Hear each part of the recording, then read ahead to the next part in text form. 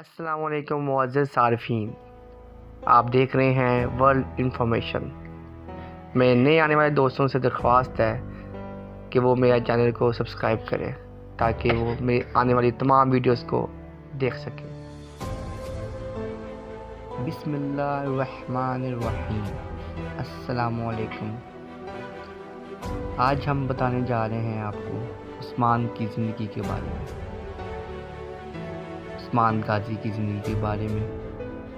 656 ہجری مطابق 1258 عیسوی ہلاکو خان کی قیادت میں منگولیوں نے عباسی خلافت کے دارالحکومت بغداد پر حملہ کیا۔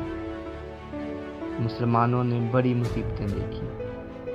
مشہور لکھاری ابن کثیر لکھتے ہیں، بچے، بوڑھے، جوان، منگولوں نے جو بھی ملا اسے قتل کر دیا۔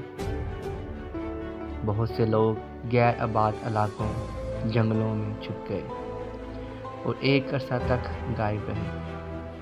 کئی لوگ دکانوں میں جمع ہوئے اور اپنے آپ کو دروازوں میں بند کر دیا۔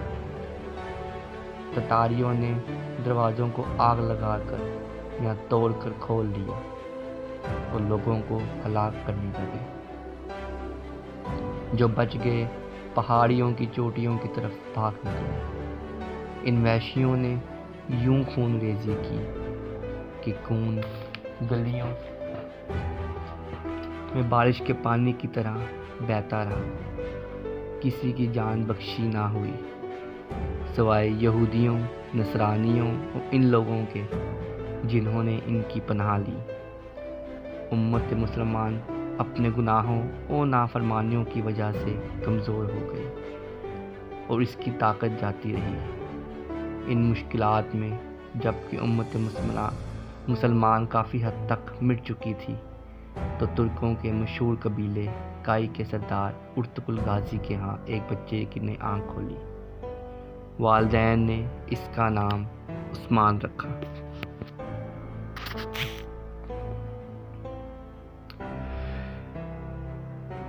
عثمان اسی سال پیدا ہوا جس سال بغداد میں عباسی خلافت کا خاتمہ ہوا۔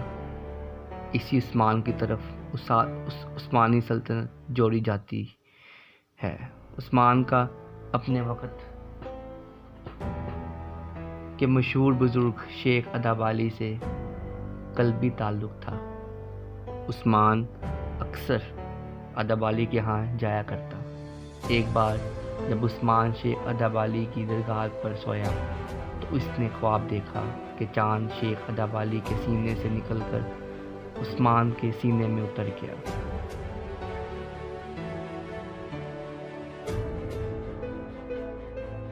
ایک درخت اس کے پہلو سے نمودار ہوا جو بڑھتا چلا گیا یہاں تک کہ اس کی شاخیں بحرۂ بر پر چھا گئیں۔ درخت کی جڑ سے نکل کر دنیا کے 4 بڑے دریا بہہ رہے تھے اور 4 بڑے بڑے پہاڑ اس کی شاخوں کو سنبھالے ہوئے تھے۔ اس کے بعد نہایت تیز ہوا چلی اور اس درخت کی ٹہنیوں کا رخ ایک عظیم الشان شہر کی طرف ہو گیا۔ یہ شہر ایک ایسی جگہ واقع تھا جہاں 2 سمندر اور بر اعظم ملے تھے اور ایک انگوٹھی کی طرح دکھائی دیتا تھا۔ عثمان اس انگوٹھی کو پہننا چاہتا تھا تو اس کی آنکھ کھل گئی۔ عثمان نے جب یہ خواب شیخ ادابالی سے بیان کیا تو شیخ ادابالی نے عثمان کو مبارکباد دی اور فرمایا، اللہ تعالیٰ نے تمہیں اور تمہاری اولاد کو اسلام کی خدمت کے لیے چن لیا ہے اور میری بیٹی کی شادی تم سے ہوگی۔ شیخ ادابالی کی بیٹی کا نام بالا خاتون تھا۔ بالا خاتون کی عثمان کی خاتون اول تھی۔ بالا خاتون جن کا پورا نام رابعہ بالا خاتون ہے۔ عثمان بہت ہی بہادر انسان تھے۔ تاریخ اسلام میں کسی خاندان کی حکومت اتنی عرصے تک نہیں رہی جتنی عرصے تک آل عثمان کی حکومت رہی، اور نہ ہی کسی خاندان میں آل عثمان کے برابر کوئی قابل حکمران پیدا ہوا۔ عثمان بہت ہی عقل مند حکمران تھا، لوگوں کے ساتھ عدل و انصاف کرتا تھا۔ اس کی زندگی سادہ تھی اور اس نے کبھی دولت جمع نہیں کی۔ مال غنیمت کو یتیموں اور غریبوں کا حصہ نکالنے کے بعد سپاہیوں میں تقسیم کر دیتا تھا۔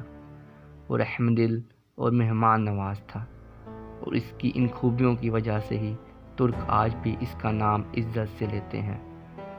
اس کے بعد رواج ہو گیا کہ جب کوئی بادشاہ تخت پر بیٹھتا تو عثمان کی تلوار اس کی کمر سے باندھ دی جاتی اور دعا کی جاتی کہ خدا اس میں عثمان ہی جیسی خوبیاں پیدا کرے۔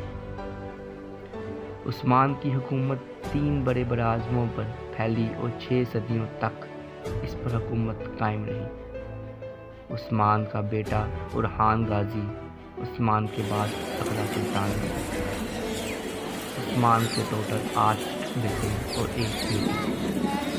1301 عیسوی میں جب عثمان کو سلطنت کی بنیاد رکھے ابھی 2 ہی سال ہوئے تھے کہ بزنطینیوں کے حکمران اکٹھے ہو گئے اور حکمران عثمان کی نئی حکومت کو ختم کرنے کے لیے منصوبے بنانے لگ پڑے۔ عثمان کو جب اس بات کی خبر ملی تو عثمان اپنی فوج لے کر ان پر حملہ آور ہو گیا اور ان پر ایسا قہر بن کر برسا کہ انہیں سنبھلنے کا موقع ہی نہ دیا اور دشمن کے تمام ناپاک ارادوں کو خاک میں ملا دیا۔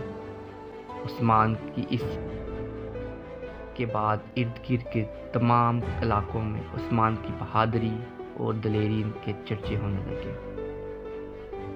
اور تمام ترک قبائل جو گمراہی کا شکار ہو گئے تھے وہ سب سلطنت عثمانیہ کے پرچم کے نیچے اکٹھے ہو گئے۔